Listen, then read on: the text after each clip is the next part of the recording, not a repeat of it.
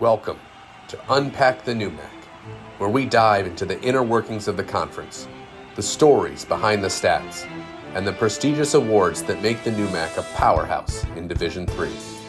We'll celebrate the academic excellence of our student athletes, the incredible leadership of our coaches and administrators, and break down the path to becoming national champions. It's a lot to unpack, and we're here to do it. It's time to unpack the NUMAC. Hello, everybody, and welcome to Season 2 of Unpack the NUMAC. I am excited to welcome our guests today.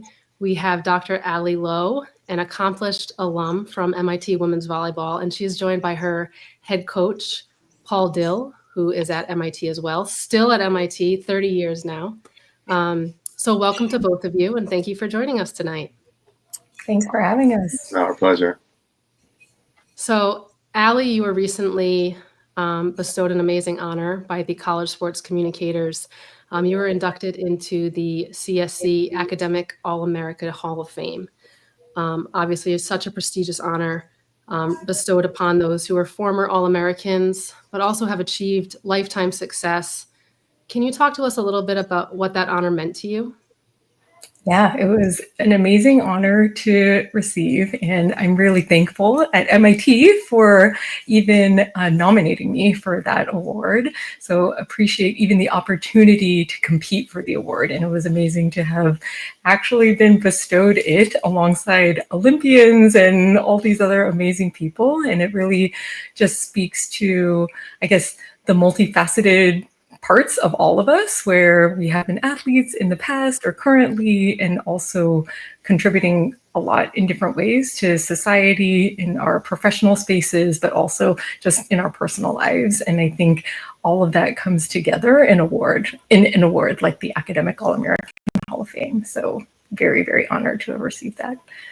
Well, congratulations. I know we were excited to see. I think, don't quote me on this, but you might be the first person who actually competed in the NUMAC. So prior to that, it was like new 6 or new 8. So Right, yeah. You might be our first. So that's awesome. Awesome. Paul, you obviously, like I said, you've been at MIT for a long time now. I would imagine you've seen hundreds of alums come through and do amazing things in their careers. What is it like for you to continue to see your MIT women's volleyball alums just achieve such success post-graduation? Well, it just speaks to their character and the kind of student athletes that I get to work with, and you just kind of know, even while you're coaching them, that they're just amazing people, and I think that's pretty indicative of Division III in general, of the kind of athletes that come through, especially the high academic schools in a conference like UMAC as well. Like, I just feel like you already can see that they're forming and that they're going to go off and do amazing things afterwards, because they're just amazing people to begin with, and then the background and the experience that they get through their education and through the athletic piece as well is just going to add to that. So it just comes as no surprise now at all, and I just enjoy watching them do all these amazing things. I'm sure. And Ali, we will get into some of those amazing things down the line a little bit here. But first, I kind of want to bring it back to your experience at MIT. And can you kind of tell us how you were able to balance volleyball and academics and some of your leadership opportunities on campus? I'm imagining that MIT is quite rigorous. So how are you able to balance all of those? Yeah, I think everyone is just doing their best with the time that they have. And one pretty great thing about MIT is that for athletes, they do kind of protect that time in the evenings from 5 to 7, for that being our dedicated time to do our extracurriculars, so sports or other activities. And I was lucky enough to be able to make it on the volleyball team and to be able to commit that time to volleyball. And I think there is a lot of other stuff going on for all the different classes. And I did all my pre-med requirements while at MIT. So a lot of different things kind of competing for time, but to have been given that space is really great. And then a lot of it is just like doing our best to juggle, like we're doing every day, all the different competing interests of home and work and school and fun, right? And sports. And I think it's just a lot of fun to be able to do all these things with all these different great people. So we're able to find the time, but people say we work hard and play hard at MIT. And I think it's true. Yeah.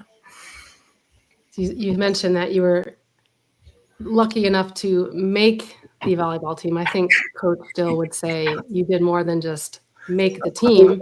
Your name is still up there in the record books. So what are some of those qualities that you saw in her as a captain that would have led you to believe that she was going to be successful?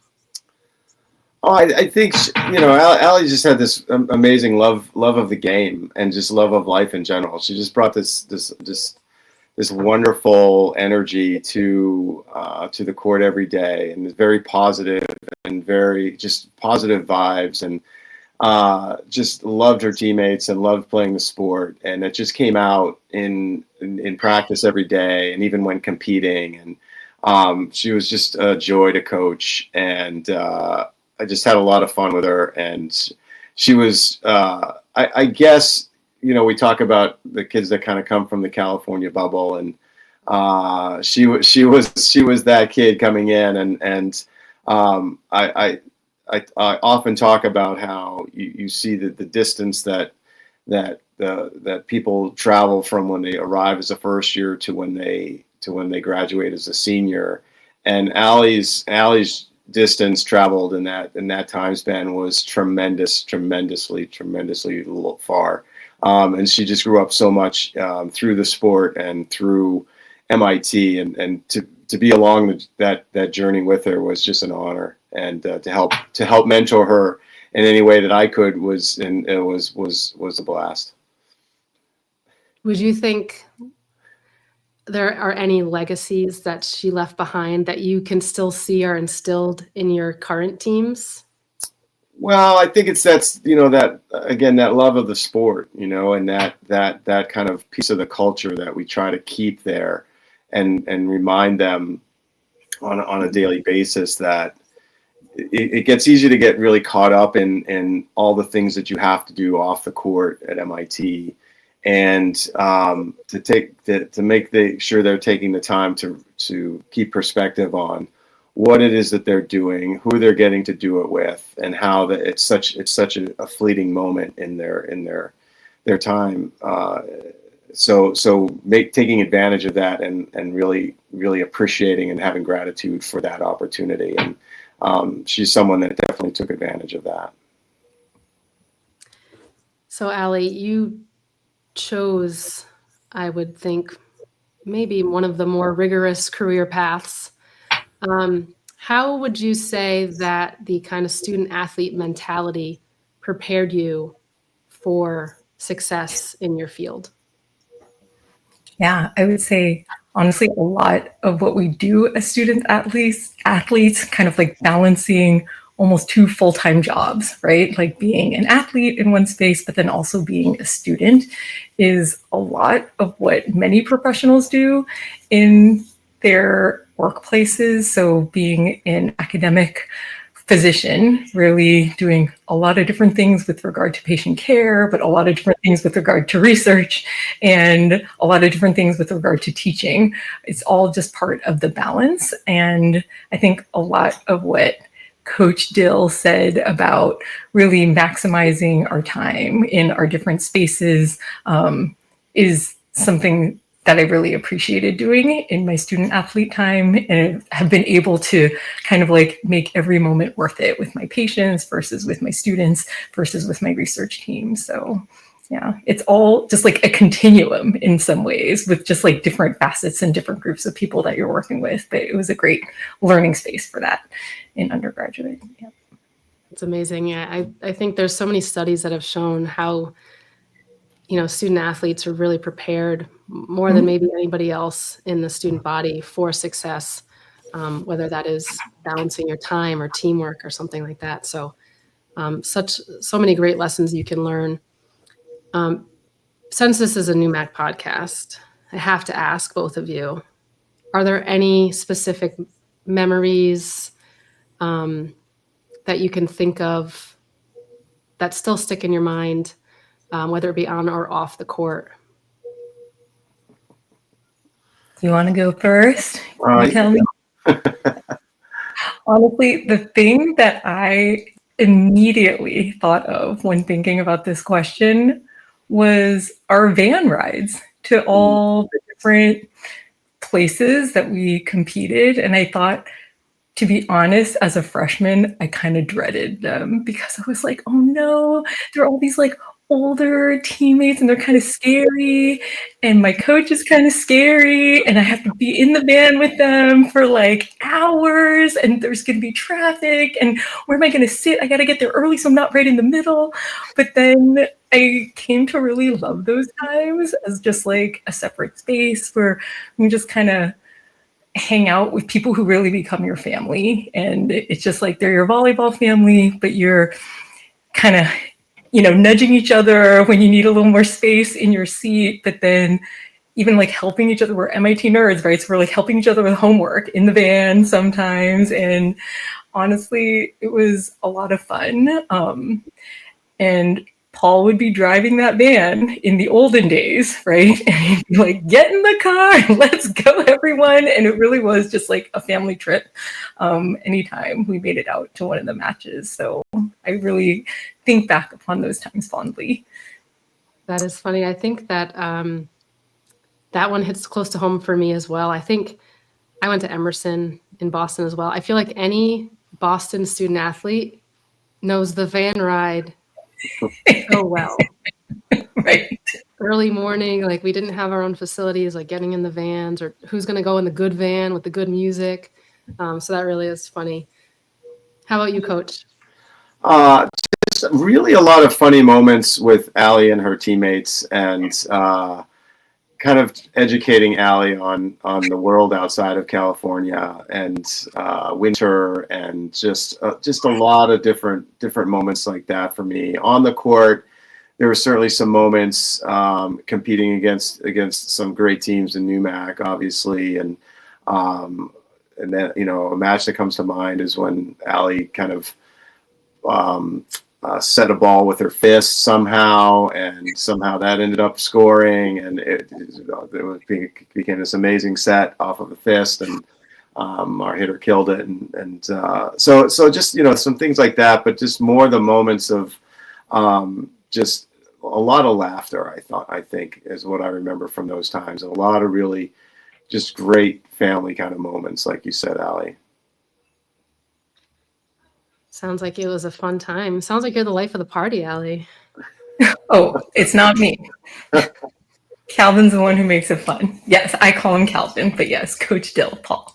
But that was, again, those were like my young days as a coach too. So I was kind of coming up with them and learning how to coach at the same time, and trying to do my best to not let them down. And obviously I was a lot closer in age at that point as well. But just the enjoyment of that early journey in my career was, and being surrounded by such wonderful young people that put their faith in me and believed that I could help lead them, and the support that they gave me was just it's still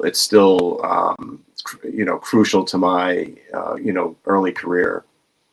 And the two of you had a lot of success together, a couple of championships. Ali, like I said, your name is, I think you graduated with some records, but you're still in the top 10. So a lot of success, but then you have to graduate at some point, right?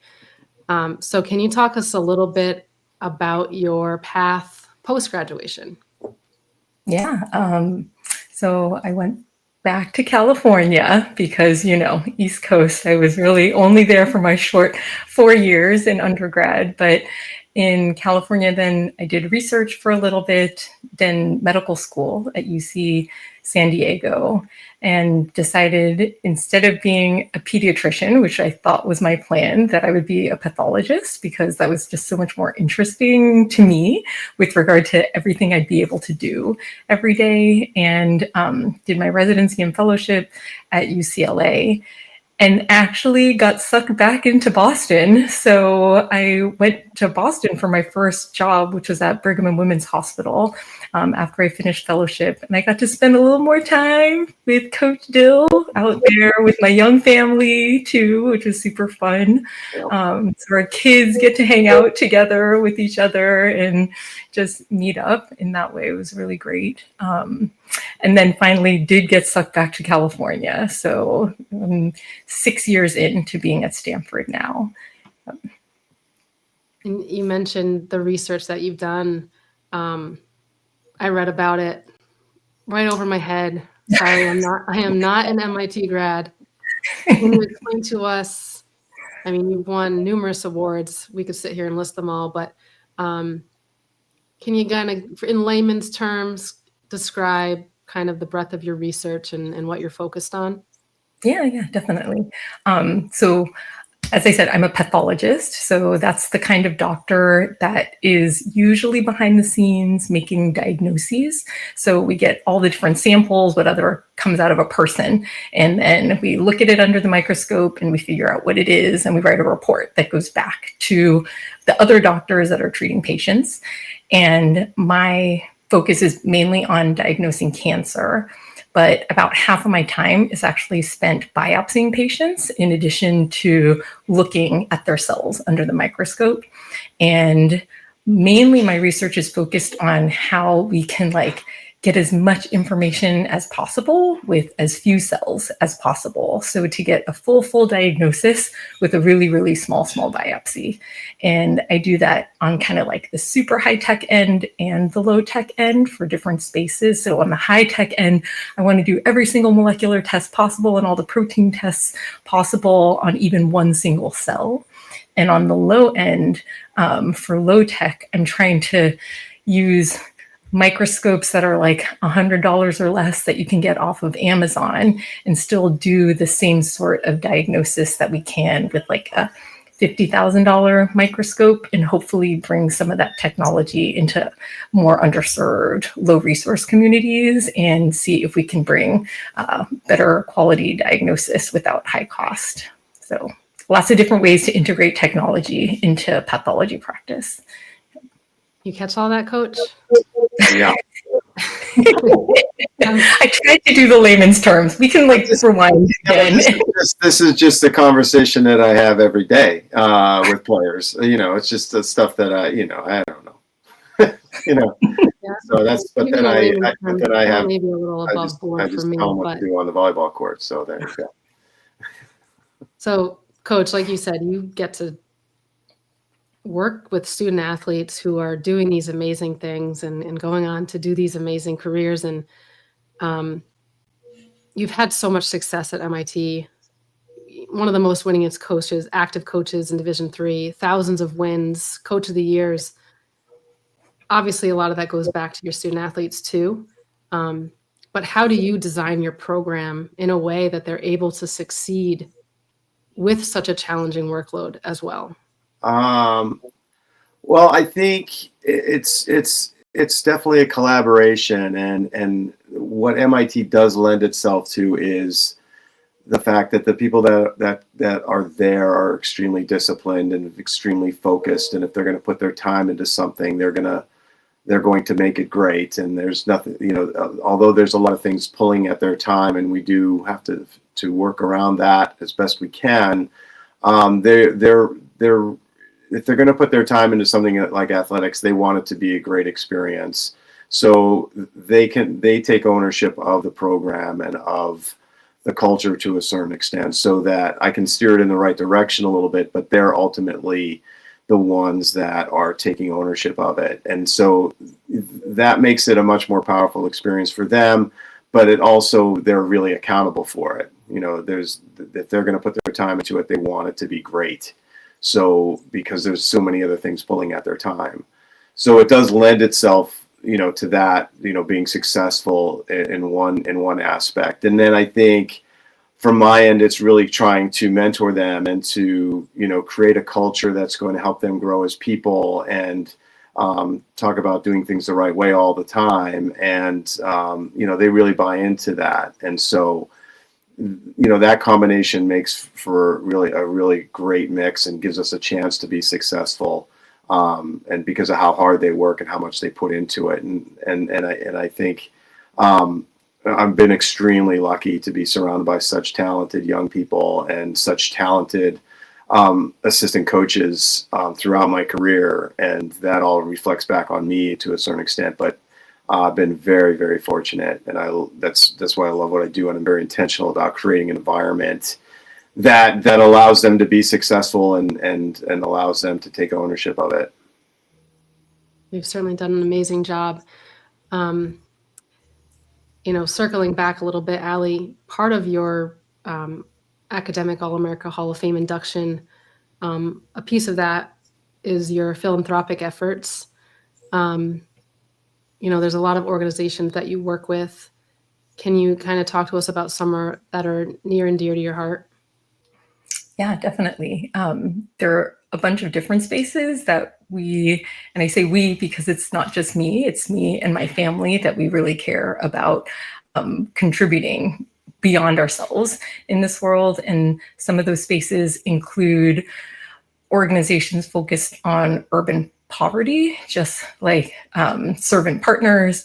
Some other spaces are trying to help folks that are underrepresented in medicine, trying to achieve their ability to be great physicians and teachers and mentors themselves. So organizations like Nth Dimensions and other efforts just to bring greater education and medical capacity in different spaces. So a lot of the research work that I'm trying to do in supporting spaces like under-resourced places in sub-Saharan Africa and helping the physicians there get the support that they need to be better physicians for their patients. So there's so many different spaces in my personal life, but also in my professional life that they're a need that I feel really fortunate to be able to contribute to.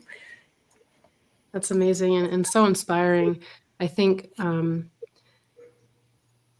so many of the NUMAC institutions, the student athletes and the student bodies are all so, they have a desire to be involved and to make the world a better place. If you wanted to give some advice for really both of you for how student athletes can make an impact and get involved while they're still on campus, what advice would you give them? You want to go first, Paul? Well, I think I think every school has a lot of resources that feed into that to give students and student athletes, the opportunity to get involved in all these different philanthropic endeavors. And so we try to encourage that. We try to encourage that through our kind of team culture. And I think that the kind of kids that come to MIT and other NUMAC schools are already kind of, have that in their DNA to a certain extent. So it's not a big jump at all. Now there's more opportunity when they get to college life to do that. And so I think that just carries forward throughout. Yeah, and I agree. I think there's so many opportunities. And I think one thing that we had spoken about already is just how student athletes are kind of pulled in so many directions, and it's kind of crazy, but it's also so rewarding. So I think being able to take a step back and realize there's more than just academics to our time in undergrad, and realizing there are other things that we can be passionate about and make a significant contribution to, even with, just this focused, dedicated time in this focused, dedicated moment. I think it really, really helps to almost keep balance in some ways too for ourselves, and to stay grounded and not too focused in one place or another. And it's hard, but there's so much fruit that comes from all of those different efforts. And there are so many opportunities to volunteer or contribute one way. And it's really just finding the thing that you're passionate about. And it doesn't feel like it's work anymore when you realize like, oh, just how much you love the thing that you're doing. And it's fun to find people who are willing to do it with you too. And you're kind of all on this adventure together. So just find the thing that you love to do and just keep going for it. Great advice. Thank you.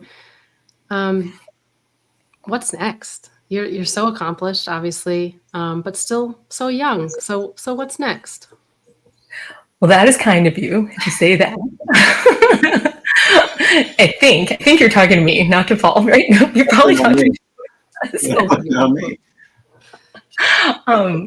Honestly, I feel like I'm just living my life and trying to do the things that I love. And it's great that people are recognizing it and seeing the value to it. But I also just love what I do. And so I think I'm just going to keep plugging along and doing these things and hopefully helping a bunch of people along the way, and also taking them with me or inspiring them to find their own paths that they want to pursue as well. So lots of fun things to come for sure. So I don't know. Two daughters that play volleyball as well. So there's that.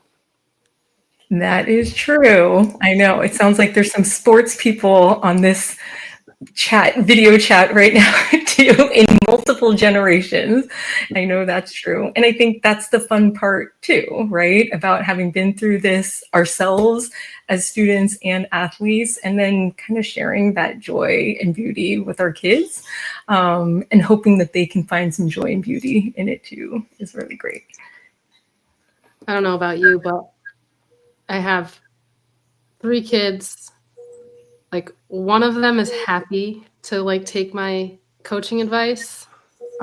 One of them will just scream at me. Like I'm like, she'll like want to play catch. I was a softball, basketball student athlete. She's like, come play catch with me. And like, I'll give her like a hint of advice. And she's like, and like runs away. So it is funny to see, like, sometimes you just can't share it. Yeah. You can watch them and cheer them on, but they don't want your advice. Yeah. Speaking of advice, Ali, you know, it feels like, to me, college was like yesterday, even though it was a long time ago. But what advice would you give your college self if you could give yourself a piece of advice? If I could give myself a piece of advice in the context of this call, it might be, don't be so scared of Coach Dill, because he's actually not that scary, maybe. But I would say my freshman year, I was like, oh, he's so scary and all this stuff. But then I learned he really isn't at all. And I can actually just have a conversation with him and just be a little bit more relaxed. But yes, it might, maybe that. But honestly, because I just feel like everything was great. I think everyone worked hard. People were sleep deprived. There were all these crazy things, but it was all fun, and I wouldn't change any of it, really. Coach, I know, hopefully your student athletes now aren't that scared of you. Maybe you've softened. It wasn't even scary before. I was just in my California bubble. It's totally true. Yeah. And he wasn't from California, so he wasn't totally smiling all the time. Like stoked all the time, like, you know. You still have an opportunity, Coach, to work with athletes daily. What advice are you giving them now to kind of help them and guide them in their future endeavors? I think a lot of it is about trying to teach them to be intentional about what it is, what their vision is for who they want to be as a student athlete, as a student, and then a vision of who they want to be after college, and what kind of person they want to be, and what kind of student they want to be, and what kind of person in this society they want to be, and trying to start to think about that now and use the sport of volleyball to kind of bring that along a little bit. So we talk a lot about with goal setting and vision setting and being intentional and about becoming the person that you want to be and having that measuring stick along the way to figure that out. And so for me, it's about kind of sending that message and being disciplined in how you're doing it. So, and then finding the joy in it all as well. And really, keeping perspective throughout and taking time to reflect on, like I said, who you're, what you're doing, who you're doing it with, and being where your feet are, which is really hard at MIT because there's so many things going on all the time, and to get them to be where they are and enjoy that moment and because it goes fast. I tell them all the time that 4 years goes so fast, and every different season that you play with your teammates is going to be a different journey, and it's the only time that team is going to be in that iteration. And to really enjoy that and have gratitude for that and appreciate that, and enjoy the growth that you're going to experience through the sport. And I just see that growth so much from, like I said, when they show up as first years to when they leave as seniors, that just they're different people to a certain extent as far as how much they've grown in confidence and leadership and who they are. So it's just wonderful to be a part of that. I love that. Be where your feet are. I think that's such great advice for us, even now. Just life, we've mentioned it so many times tonight. It gets so busy.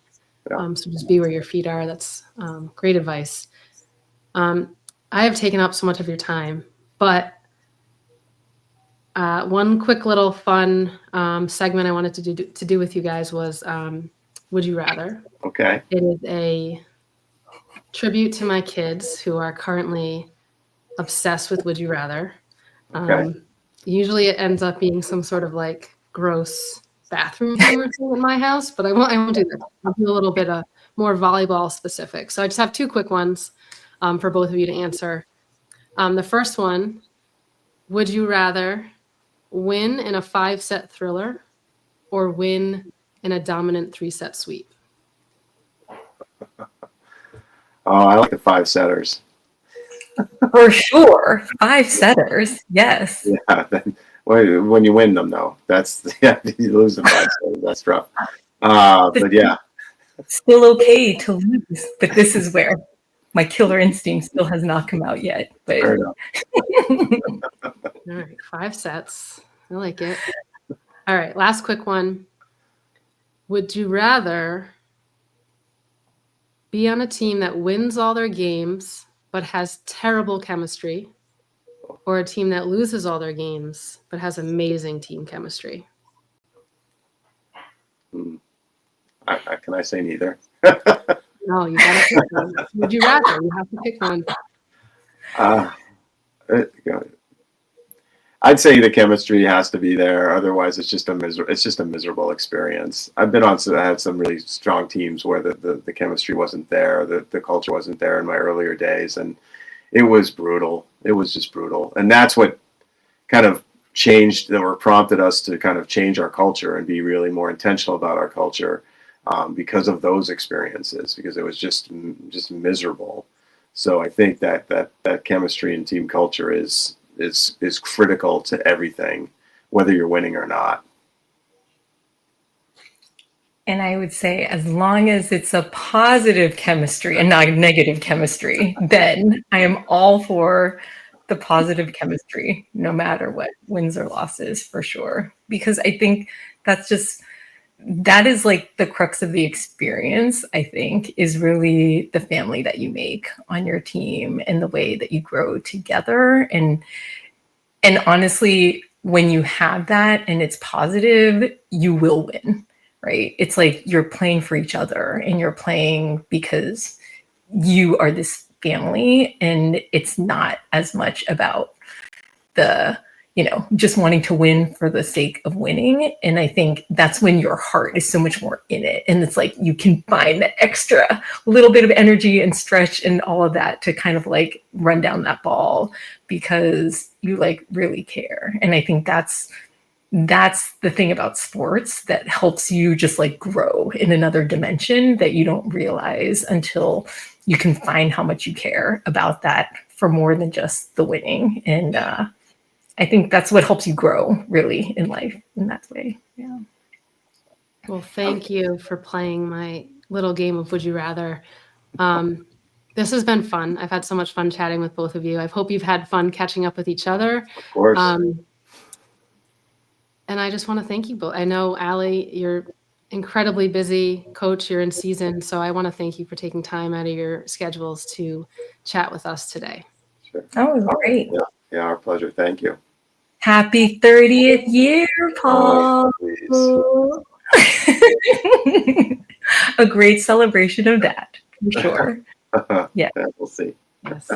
Congratulations and good luck this season. Thank you. And Ali, good luck to you in all your future endeavors. And don't be a stranger to the NUMAC. Oh, for sure. Thanks for having us. Thank you both. Thanks.